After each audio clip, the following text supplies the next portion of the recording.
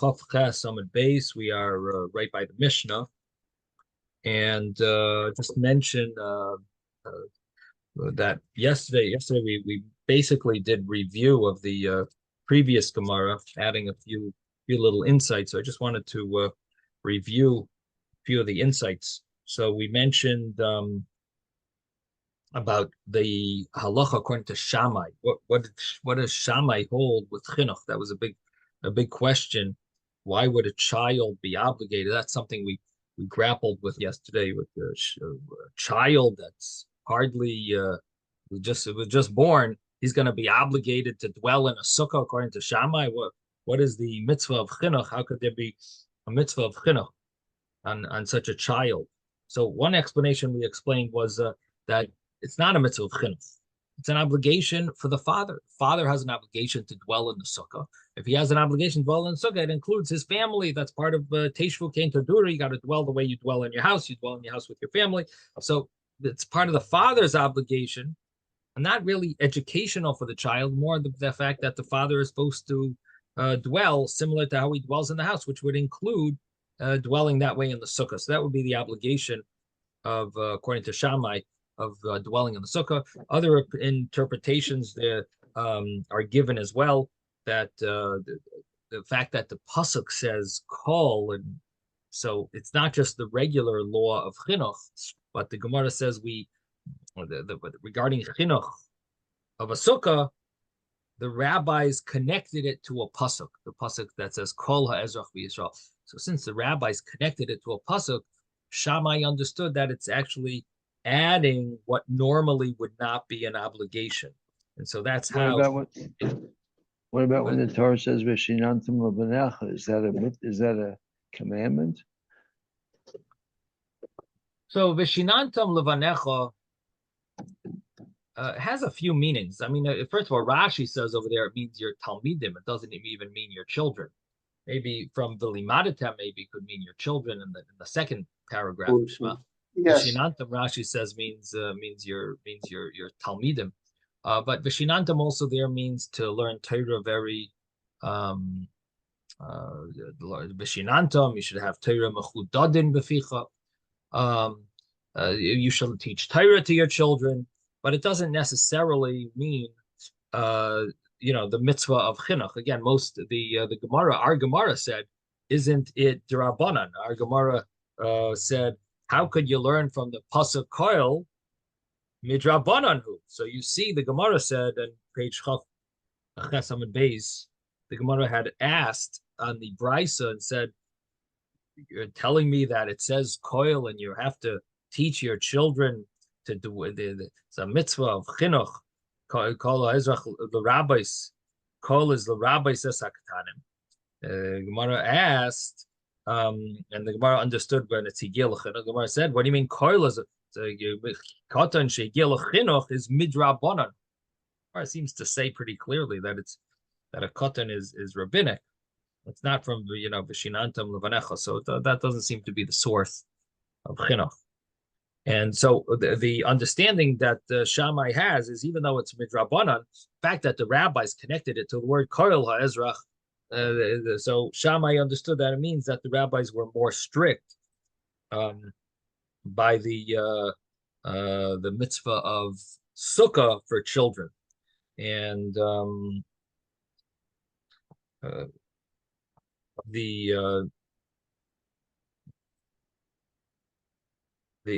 other understanding is that we hold, our Gemara says that it's midrabanan, and the pasuk is only an asmachta. It's only something to rely on. In other words, that we hold that the children are not obligated, only if they're higil chinuch, only if they reach chinuch, and even then it's rabbinic. And the pasuk that it says koil is only an asmachta. But it could be that another pshat is that Shammai holds that no, it's not, that here it says koil, it actually is biblical. In other words, Shammai holds that that's actually correct, that when the brisa says koil, it actually means it biblically, that it's a mitzvah. That's another understanding. Then we said that Shammai might hold that a child is once he's fit to do the mitzvah, once you could do it, he's obligated. And I tried to explain it based on the fact that it's something we once discussed a while back, that there's two ways of looking at chinuch. So the way I explained it, maybe according to one of the understandings of what education is, in other words, the mitzvah of chinuch, is one understanding is it's all about preparing the child for when he gets old. Another understanding is that the rabbis said that even though biblically a child isn't obligated, but we are removing the age limit. We're gonna take away that age limit, put a different age limit, or where, so as long as the child is capable of doing it, we're starting early. That was the mitzvah of chinuch. So one way is very logical. We're preparing the child the way he's gonna, that he has to get ready and get in the mode of doing. The other way is no, we're just removing the age limit. Before, the age limit was 13. Now it's the age where he's capable. And what is the age of going to sleep? Even a baby goes to sleep. Okay, so he has to go to. So he's got to sleep in the sukkah. That was the Shammai's opinion. And then we said the final explanation, which initially didn't seem correct, because it seemed like very hard to fit it in. But yesterday I saw this note on the bottom here that one of the commentaries explains it, and so we were able to understand this interpretation, and that is that the Mishnah is talking about the case where Shammai made a sukkah for a baby.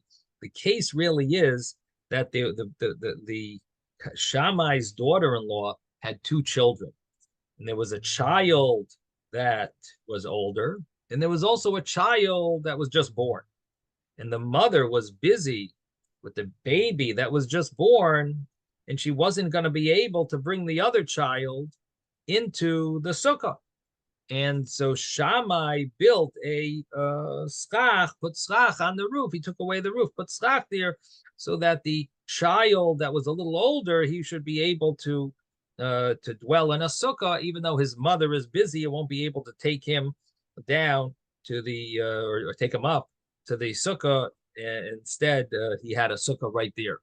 And the thing is that it's a little hinted to in the Mishnah, such a pshat, because it says that v'sikech al gabe hamita, Shammai put schach on top of the bed in order for bishvil katan, because of the katan. And interesting, it says because of a katan. It doesn't say because of the katan, the child, which was just born, but it says because of like a katan, a child, which means not the one that was born, like another one. And there's another hint to it from the fact that it doesn't mention that the baby that was born was a boy. Just mentions, so that's another reason why it could be that it was a girl that was born. And the fact is that he was putting schach for the other child, not for the baby that was born. So again, these are ways of understanding Shammai. Now, so this is with regard to Shammai. But what about the opinion of the common opinion of chinuch that we said in our Gemara, which is what we hold, that a child that needs his mother is exempt. So yesterday I explained that what is the exemption. So again, so we've now discussed Shammai. Now let's go back to the accepted opinion. The accepted opinion is that there is chinuch for a sukkah. There's an age where a child should eat in the sukkah. And what is that age? That age is, in other words, this is a mitzvah of chinuch, that we're supposed to bring children, even if they're not bar mitzvah. We should educate them that they should dwell in a sukkah. What's that age? When they don't need their mother anymore. Kumar explained what that meant.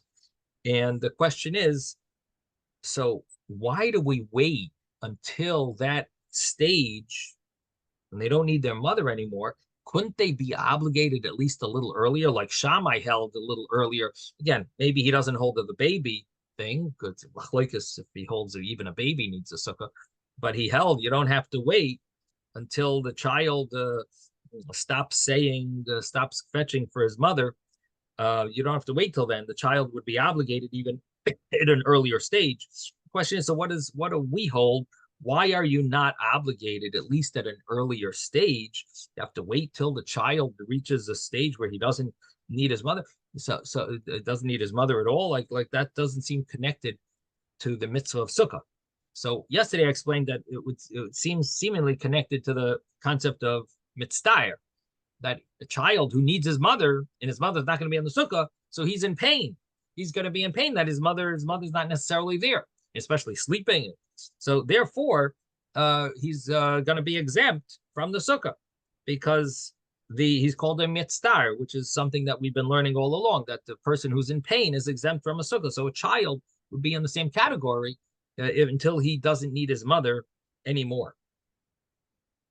Now,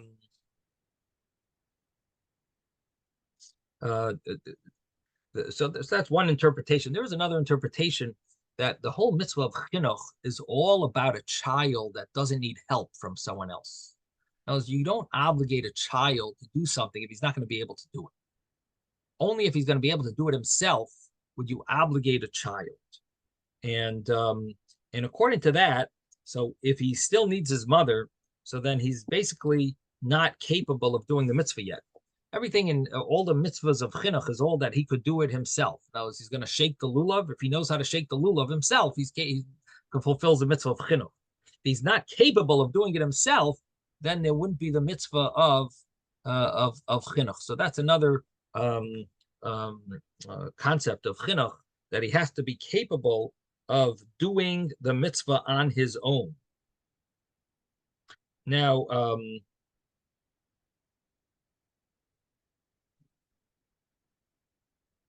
the question on this is that he might not be capable of going to sleep without his mother, but what about eating? At least he should be obligated to eat. In the sukkah, he doesn't need his mother when he eats. He needs his mother when he goes to sleep and he wakes up and he wants his mother. So such a child who eats on his own, a 3-year-old, he wants his mother when he wakes up. Okay. But when he's all day, he doesn't give her his mother. He's eating, he's happy, he's good. So maybe he should be obligated in eating in the sukkah. Okay, he doesn't need to sleep there, but maybe eating. So the thing is that what's going to end up happening is he's going to be leaving the sukkah in order to go to sleep. He's going to eat in the sukkah, and then he leaves. So that actually is the opposite of chinuch, because what you're teaching him is that you go out of the sukkah in order to go to when it comes to sleeping. So because of that, there's no mitzvah of chinuch, because it's going to teach him the wrong. It's going to end up teaching him you're going to end up teaching him something that's inappropriate. You're going to end up teaching him not, that you eat in the sukkah and you leave the sukkah. So that also would be wrong. So therefore, there's no obligation of chinuch at that age. I mean, I would think that you could answer that question a little easier. That you're not going to obligate the child to eat in the sukkah if he's not going to sleep there, because when you do chinuch involves doing the mitzvah properly. And eating without sleeping, seemingly that's not the proper mitzvah. Even though we, of course, are lenient, but when you teach education, you teach them the full thing. And therefore, if you're going to be teaching him, we're not going to obligate a child who can only do a part of the mitzvah and not the other part. It would seemingly be it wouldn't be, the concept of chinuch wouldn't be there. Chinuch means that you have to do it right. It's not like you can get away with this. You get away with eating in the sukkah. Yeah, you did a one part of the mitzvah. It's about dwelling. You would think that it includes both, and if you're not going to do it properly, then the mitzvah of chinuch is not exactly there. That's what it would. He doesn't answer that. He answers that because you're going to end up teaching him the wrong thing. It's going to end up like he'll end up when he gets older that he's not going to sleep in the sukkah. And I guess maybe you could say his answer is maybe stronger than what I was saying. It will actually backfire. Okay. Anyway, so that's the discussion about dwelling, about a child being obligated to dwell in a sukkah. Okay, we're going to start the Mishnah, the new Mishnah, which actually we did it. We actually did a little of it.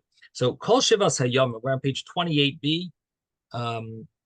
28b, the Mishnah, which must be about 20 lines from the bottom. The Mishnah says that all 7 days, Kol Shivas Hayomim, Adamaisa Sukkosai Keva, a person makes his sukkah permanent. In other words, you're supposed to dwell in your sukkah as if it's the main place, your main place. Ubeisai arai, and his house is temporary. Now, even though we build the sukkah, generally the sukkah is considered it's considered like a somewhat of a flimsy dwelling. Like it's not exactly sturdy. It's not built like a keva, but nevertheless, when we dwell in it in a way of keva, the actual structure. I mean, we did see opinions that held that the structure is supposed to be more permanent, but that wasn't necessarily the accepted halacha, right? One of the reasons why the sukkah can't be 20 amis high was because you're not supposed to have a sukkah permanent. In other words, that it's meant to be a diras arai, and so the bottom line is that even though the structure itself is a temporary structure, but the dwelling in it is supposed to be a permanent style dwelling. So all 7 days, all 7 days, a person should make his sukkah permanent, meaning he should feel like this is his main place. This is where I live. Someone asks you where you live during Sukkot. My sukkah. But Beis Ayara, his house, is temporary during that week. Yardu Geshamim, when it rains, Me'emasai Mutter Lefanas. From when are you allowed to empty out of the sukkah, to leave the sukkah? Some say it means to remove your kalim from the sukkah, take everything out of the sukkah. But basically, when are you exempt from the sukkah? So it says Misha Tisrach HaMikvah. When this cooked dish becomes disgusting or becomes ruined, then you would be allowed to leave the sukkah from the rain. Now, it has to reach that stage. Mashlu mashal, they gave a parable. Lamahadavar daima. What is this similar to? La'eved, to a servant. Shabal limzay kais l'rabbi. He came to pour a cup for his rebbe, for his master. Came to pour. He was pouring a cup for his master. Some say moizeg is from the word mezigas hakais, where in the olden days they used to dilute the wine. The wine was very strong in the olden days. And so the way they would drink it would be diluted. It was called moizeg. So some say it means he came to pour water into his master's wine, and the master took the pitcher and threw it back at his face. The shavach loy, but so that's could be the meaning, or it could just mean he came to pour his master, and his master threw back a kitain al panav, shavach like kitain al panav. He threw at him a pitcher on his face. So the Gemara will discuss what exactly this parable refers to, exactly how to understand it. But on a simple level, the master is not happy with the servant, and he's at least this is the conclusion of the Gemara, and he throws him. He's throws it back at him. That's what raining during Sukkot is. When it rains on Sukkot, it's like Hashem is throwing spilling the pitcher of water on us. The famous question on this Mishnah is, why does the Mishnah give us a type of a rule of when can you leave the sukkah? It rains, you're uncomfortable, you leave. How much rain depends on the person. Some people are very uncomfortable with a little rain. Some people will wait till it's a little more. So seemingly, in other words, what is this concept of Misha Tisrach HaMikvah that the Mishnah makes sort of like a set rule of when you leave the sukkah for rain? Seemingly, it would be based on your comfort level, what you can handle. If you're mitzta'er, this is the concept of being in pain. If you're in pain, you leave the sukkah. So what does the Mishnah mean, Misha Tisrach HaMikvah? That would be a question on the Mishnah. And how does this fit with the concept of mitzta'er, of being in pain? And so really what you have to ask yourself is this a alternative heter, an alternative leniency? Now, there's the concept of mitzta'er, where a person is in pain and uncomfortable. And there's also a concept of rain during Sukkot. Rain in the Sukkah. Rain might be an alternative exemption than the mitzta'er exemption. Or is it the same? Like, this is something, of course, a topic of discussion. And in other words, what happens if you're not uncomfortable, but your food got ruined? So that would be like the Mishnah's case. Your Misha Tikva, Misha Tisrach HaMikvah, the food is ruined, but you're not uncomfortable. You're not mitzta'er. What would be the opposite case? That you're mitzta'er, you're already uncomfortable before the food is getting ruined.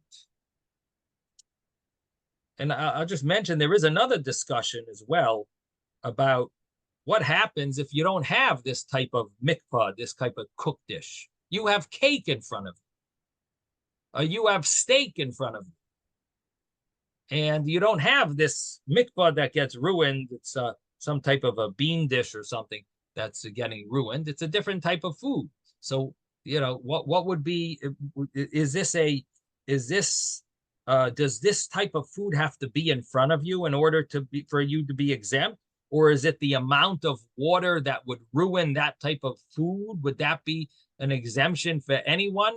And, so how does this, what does the Mishnah mean when it gives this measurement? So there is opinions that even if you're not in pain, if it rained, the food is getting ruined, you could be exempt. Even though, in other words, this is not the heter of the exemption of mitzta'er, maybe this is an alternative heter. What do I mean?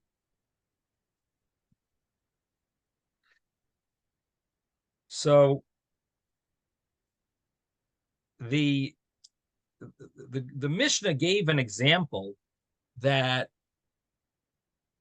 when it rains, Hashem is telling you, I don't want you to serve me. Hashem is pouring back the water, or pouring a pitcher on you, and saying, Eini chafetz b'shimushech, I don't want your service. So what that means is that Hashem is pouring water at you. He doesn't want you to serve it. Okay, fine, I won't. So you're supposed to leave the sukkah. Hashem doesn't want me to serve him. So that would be like an alternative heter, meaning that there's the heter of mitzta'er, I'm in pain, but there's also a leniency of if Hashem says, I don't want you here, you're not impressing me now. Today is not the day that I want to see you. So you have to leave. According to that understanding, actually, you're really supposed to leave, because it's like Hashem sort of like tells you, please go out. So what comes out is that what would happen? Think about this. What would happen if your child puts on the sprinkler? The olden day sprinklers, they would have a nice arc of water coming over, and the sprinkler now is on, and it's pouring down on your sukkah. So then it's not that Hashem is telling you that he doesn't want you in the sukkah because it's not rain. It's water is being poured on you from so someone put on the sprinkler.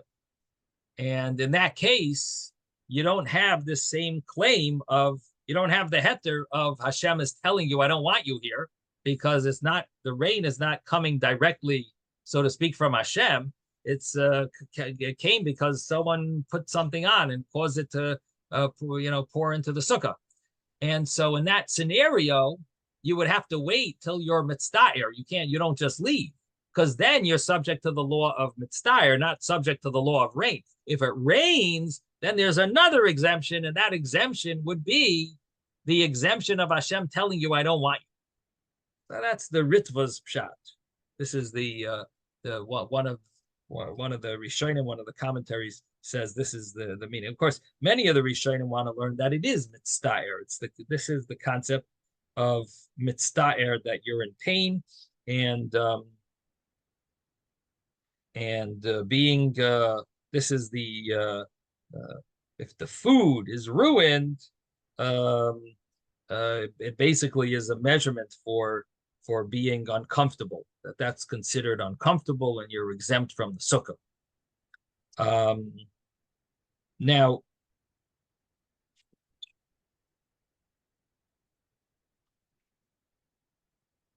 there is another understanding here, and that is that really, even if you're uncomfortable in the sukkah from the rain, you shouldn't leave right away. You have to wait until the food gets ruined. Why? Because if you leave right away after the rain comes, so then it looks like you are meva'et, you're kicking the sukkah, you're like angry, you're sort of like disgusted with the sukkah, and you're leaving. And therefore, the Mishnah's rule of you have to, what is the measurement when you leave the sukkah? It's saying, even though you're mitzvah already, no, when it rains, you got to stay.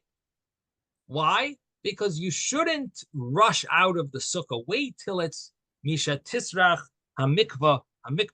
When the mikvah gets ruined, when the food gets ruined, that's when you leave. Wait, don't just rush out. It looks like you're meva'et b'sukkase, and that's based on another Gemara. There's a Gemara in Avodah Zarah that talks about Hashem is going to give a mitzvah to the goyim. He's going to give a mitzvah to the non-Jews, and the mitzvah, what mitzvah is he going to give? An easy mitzvah of sukkah, and he's going to make it hot. And the goyim are going to kick the sukkah and leave. And so Hashem is going to show them that they're going to complain initially, you didn't give us the Torah, we couldn't do the mitzvahs. You can't blame us. So Hashem says, no problem, give you an easy mitzvah. Let's see if you do it. And he gives them the mitzvah of sukkah, and he makes it hot. And they go out and kick the sukkah. So that concept is what the Rishonim the commentaries here are touching upon.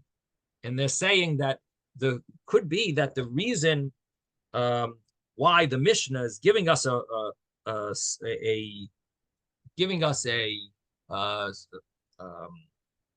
policy of what is the time when you could leave the sukkah. It's saying don't leave it right away, because then it's similar. You're doing the wrong thing of being acting disrespectful to the sukkah, and making it as if you don't want Hashem's mitzvahs. You should instead wait, even if you're mitzvah, wait until Misha Tisrach HaMikvah, wait until that stage, and then you would, that's the threshold when you could leave, and it doesn't look like you're meva'et, doesn't look like you are kicking Hashem's sukkah, leaving. There is such a concept that that the sukkah when it rains is not called a sukkah. In other words, it's not that you're mitzdair, but when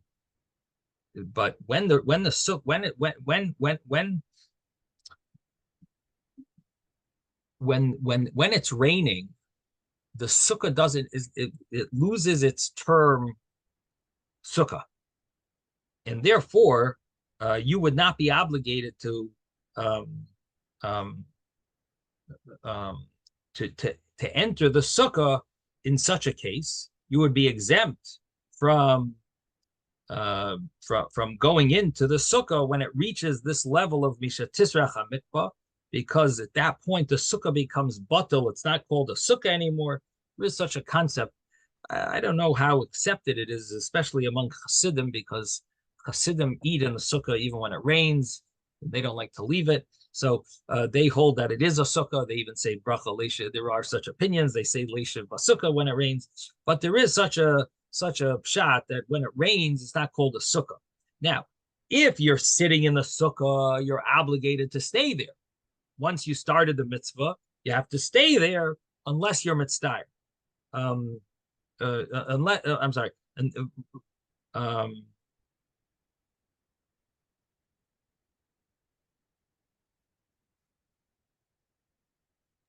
I think the point is more that you should be making it like you're really leaving it hesitatingly, not like the first drops that come in, you're running out, but That's that you the stay there previous. for a while until it becomes uncomfortable, and then you're leaving it begrudgingly, That as yeah. it were. Like, I'm That, sorry I have to leave.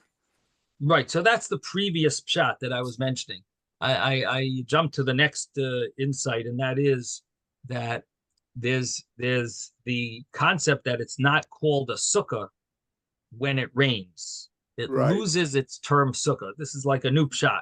Again, your pshat, what you were talking No, about is I on the understand. the previous thing, which is, you don't want it to look like you're rushing out. It's a little rain, even if you're mitzdayer, but you don't do it in a way that you're rushing out, running out. And exactly like you're saying, Isaac. Correct. And So why did he have? And why did he have to kick the sukkah? the term kicking is not that you're actually kicking it; it's that it looks like you're kicking it. You're running You're out rushing out. like, oh, we're finally free of this thing. I can get out of here. Maybe he uses the term because that's the way it appears in Masechet Avodah Zarah. Yeah, for sure he uses it because that's the way. Yeah, that's That based answers on. that answers David's question.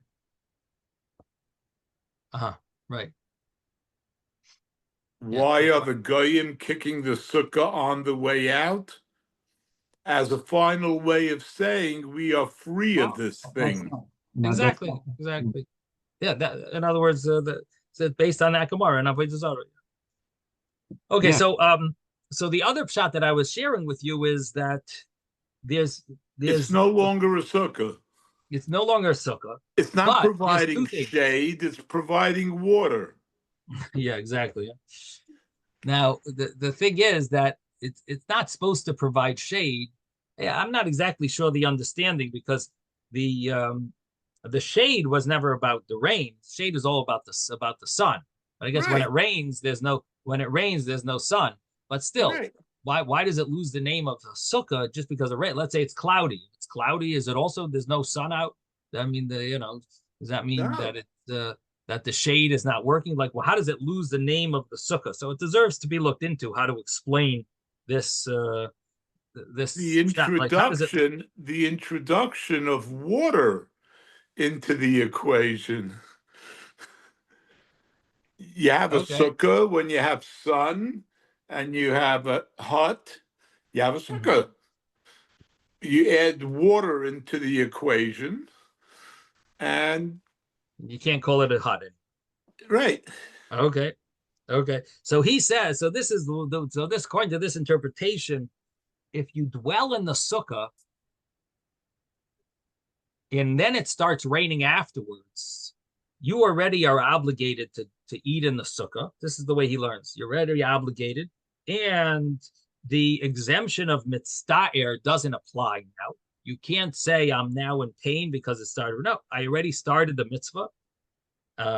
It's if I didn't enter, I have the exemption of mitzta'er. If I'm here already, then I started the mitzvah. This is the way he learns. I started the mitzvah.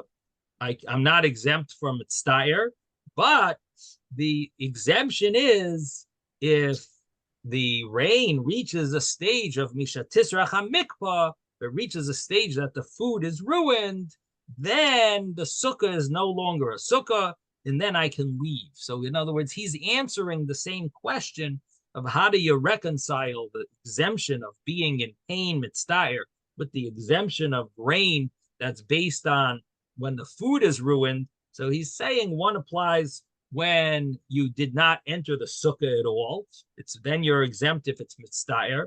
And the other one is that if you started eating already and you already started the mitzvah, then in order to leave, you can't leave just because mitzta'er. You would leave because if it's misha tisrach hamikvah, if it's no longer a sukkah, then you would be exempt and you would leave. And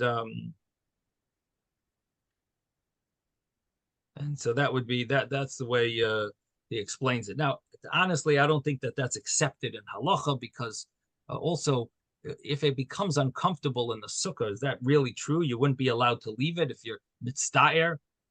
Doesn't seem like that's the accepted understanding in halacha. So I don't know how to reconcile this understanding. But anyway, so what we've seen is that there's different opinions as to how to deal with the fact that on the one hand, the person might be uncomfortable, and that would be an exemption.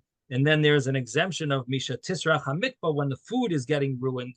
That seems to be either the same exemption of mitzta'er, where this is a type of pain that you're also exempt, or is it considered an alternative type of heter leniency, which we said had to do with the fact that Hashem is telling you He doesn't want you, or maybe it's not a sukkah, or it looks like you're don't leave right away. It could be that it's the emphasis is that you shouldn't you even if you're in pain and you're exempt, but maybe you shouldn't leave right away because of it looks like you're kicking the sukkah and angry at the sukkah. Okay, Moshe, did you want to ask something? Yes, isn't this a time when Tefilat Geshem, when there's a prayer for rain around this time? I guess it's around Shemini Atzeret. Yeah.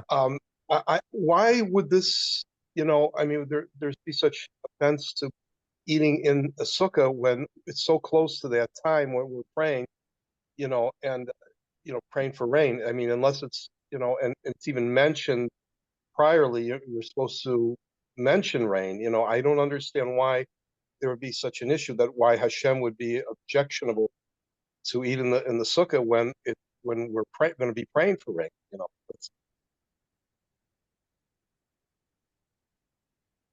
It seems to me that it's so close to that period that we're expecting rain. That's it just seems bewilders me a little bit.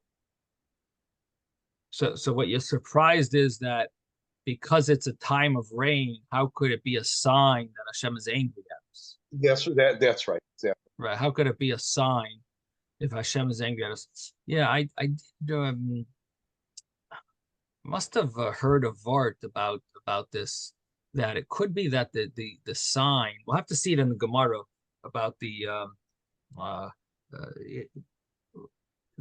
sign of the rain, that it's a negative sign. Does that apply if you live in an area where it generally rains in that time? Or is it if it's out of the ordinary type, that you're normally doesn't rain in your city on Sukkot? And I was like, Florida, this year was exceptional. It didn't rain, but almost every year it pours during Sukkot. Numerous times throughout Sukkot it rains. So is that a sign that Hashem is like a siman klala, that it's a negative thing, or is it doesn't refer to the rains of Florida? It's referring to the rains of of other cities. Or in Florida, if it rained all 8 days, all 7 days, then maybe you could say, okay, it's maybe a siman klala. But if it rained, 4 out of the 7, 4 out of the 8, or 5 out of the 8, I don't know if that's really a siman klala. So it could be what you're saying is correct, Moshe. We'll have to see if what the commentaries say. And this next piece of Gemara, the next page, we'll see what they say. Right. It's not that it's applicable to Eretz Israel more than in Galut. Is that Uh-huh. what we're talking about or not? We'll have to see if anyone mentions that. I don't recall such a thing, but we'll see. Maybe we'll have to see what Bainim say. What did you say, Ezra? I didn't hear what you said. In Masechet Ta'anit. Yeah. On page 2b. Yeah. Fox, it says the reason why you don't want it is because it's a siman klala in Eretz Yisrael. So it mentions clearly about Eretz Yisrael there on 2b? Yeah, because the problem is about the traveling. Not traveling. Not so much. You want the rain. You want the rains for the. You want the rains for the crops, but it's not a good thing for it to rain at the time of Sukkot. Mm-hmm. The rabbis who said the reason why you don't ask for rain. Right, Rabbi Kiva, Rabbi Eliezer. There's an argument there. Rabbi Kiva, Rabbi Eliezer. One of them says at the beginning of Sukkot, one of them says at the end. So it says, you don't want to be mistired, the people that are traveling for the Chag. No, it's because you don't want to be sitting in the sukkah and have it rain upon you. That's a very fine. It's siman klala b'chag, right? It says siman klala b'chag, but I'm just wondering if it says clearly there about Eretz Yisrael. That's what they're talking about. They're not talking about other things. I mean, right. Why worry about other places? Right. Well, when we say Masha V'roch Amrei Geshem, you're saying we are talking about Eretz Yisrael, and we're saying Talmud Sukkah, talking about Eretz Yisrael. Since whatever happens in Eretz Yisrael, then is everything in the world happens because of what happens in Eretz Yisrael. So that's the reason why they're discussing it. Right. Right. So I think it should be specifically Eretz Yisrael if it rains there. I don't know. I don't know if it's limited to there. Just because that's when we ask for rain, and that's correct that it's effective in Eretz Yisrael. But I don't know if it's limited to Eretz Yisrael. Maybe we'll have to see what the Gemara says. Okay, so I did want to just mention one last vart, and that is from the Sfas Emes about this inyan, and he says that when it comes to mitztaer, when you're in pain, how many people are in pain? You have a headache. This person has this. So few people are not going to sit in the sukkah. Everyone else dwells in the sukkah. So the concept of mitztaer is of minimal proportion. It doesn't affect. It's not affecting everyone at the same time. However, rain, what ends up happening is if rain would exempt everyone right away when you're uncomfortable, the whole city is not in the sukkah. No one's going to be in the sukkah at that time. That means that the whole mitzvah of sukkah in the whole area, wherever it's raining, that whole area is going to be exempt from the sukkah, and therefore the Chachamim said that the exemption should not apply only after you have to wait until a certain time, until the porridge or whatever type of food that the cooked dish gets ruined. That's when you could exempt yourself from the sukkah. Don't just run out, because if you run out, the exemption of the rabbis didn't want to allow the exemption of mitztaer to apply to rain, and therefore they extended the obligation of that. Even when it rains, still stay in the sukkah, even though you're a little mitztaer. Wait till Misha Tisrach HaMikvah, because the Chachamim did not want that. He uses the term that this is a pain for the whole world, And if it's rain, if it's such a thing happens, the whole world, the mitzvah of sukkah will be nisbatel, will be ruined. Now, I don't know exactly what he means. I don't think it rains in the whole world at the same time.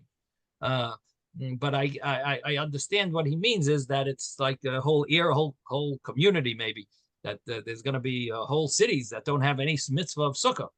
So instead, the Chacham said, wait till it's until a certain point. They in other words, they obligated you a little further, more than just mitzvah.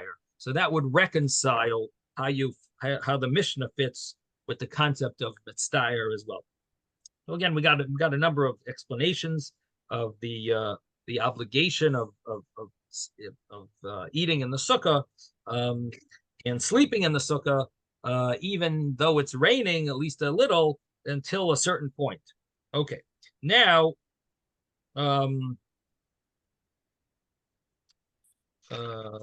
second. So now we're on page Chavtes Amud Beis. We just did the Mishnah. Tanu Rabbanan, the rabbis taught in a brisa.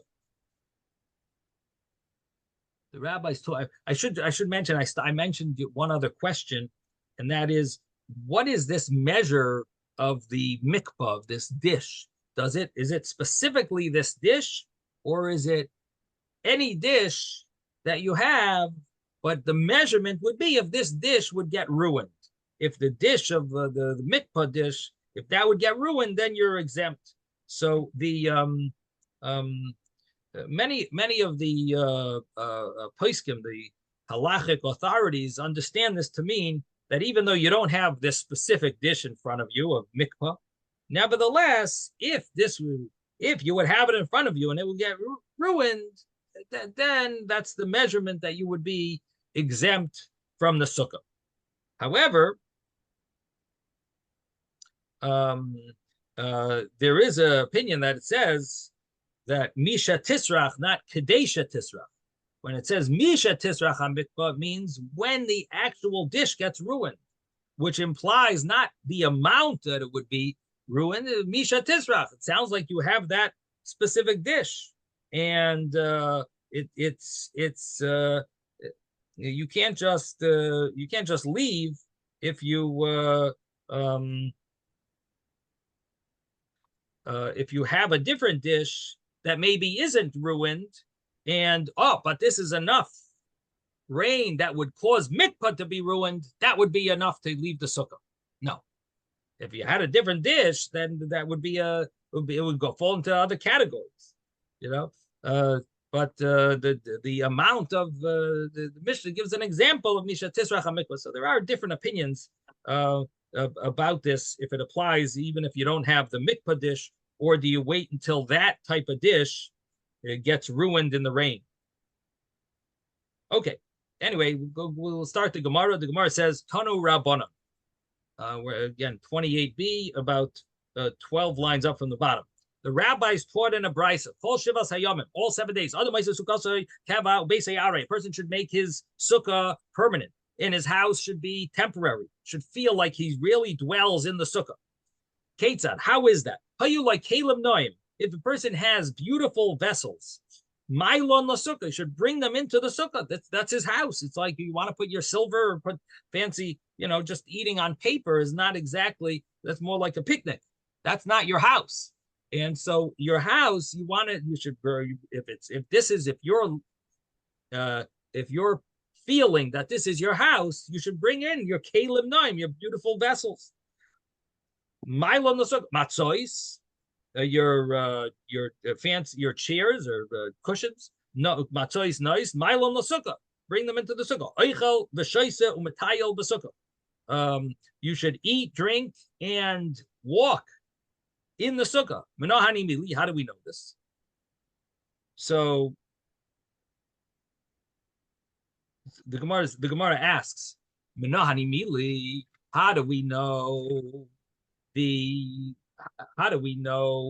that all of these things are correct?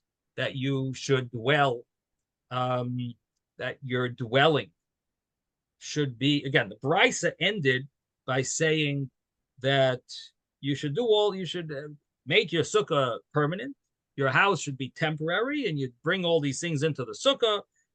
Now the Gemara asks, but how do we know? How do we know that that's the way it's supposed to be? That your sukkah should be permanent, and your house should be all right. Done a rabban. The rabbis taught in the brisa. Teshu came to do that you should dwell in the sukkah as if you're living there, the way you normally live. They say, all right, from here, the rabbis learned. So in other words, what's the source? Teshvu. The pasuk says Teshvu. That's the source. It means you're supposed to dwell. Teshvu. Sukkah is Teshvu. In all 7 days, you should make your sukkah permanent, and your house should be temporary. Ketzad. And how is this so? If you have beautiful vessels, Mylon the sukkah, bring them up to the sukkah. Again, this implies like the way we explained. We've explained a few times that they used to the custom was to build the sukkah in the attic. So therefore, on the roof. I mean, and they would build the sukkah on the roof. So everything is like bringing up to the sukkah. Mylon the sukkah, bring it up to the sukkah. Matzah nice. These nice cushion. Mylon the sukkah, bring them up to the sukkah. Eichel b'sheisa u'matayel b'sukkah. You should eat and drink and walk in the sukkah. Umeshanin b'sukkah, and you should do your learning. V'shinantam umeshanin b'sukkah. You should do your learning in the sukkah. So the Gemara asks, Aini, is that true? You're supposed to learn in the sukkah. Rava mikro misna b'matalalta. Rava said that you're supposed to learn chumash in the sukkah. You're supposed to learn mishnah in the sukkah. But that's b'matalalta. B'matalalta is the Aramaic word for sukkah, by the way. Mitalalta.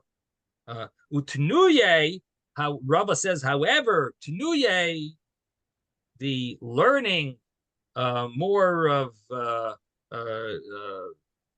deeper learning is bar mimetalalta, outside the sukkah, because you need to have more ability to think and concentrate.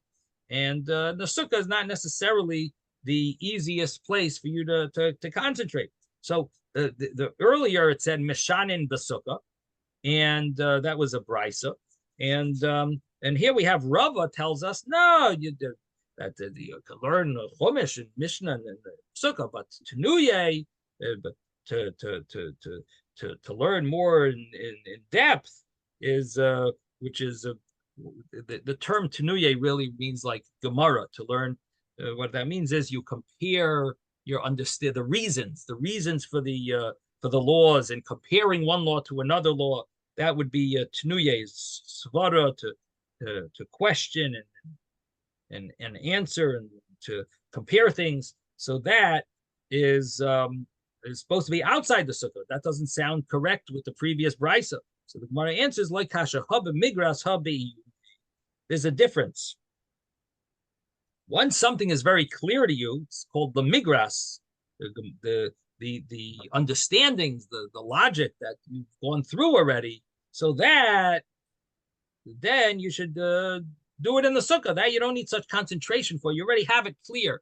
But liyuni, that would be something that you need to think deep and use your thinking powers a lot, and you have to concentrate. So that you can do outside the sukkah. And now we turn the page. Ki haderabba barchama. This is similar to Rabba, or I see on the side there's different. It could be Rava barchama, Virami barchama. Could be Rabba.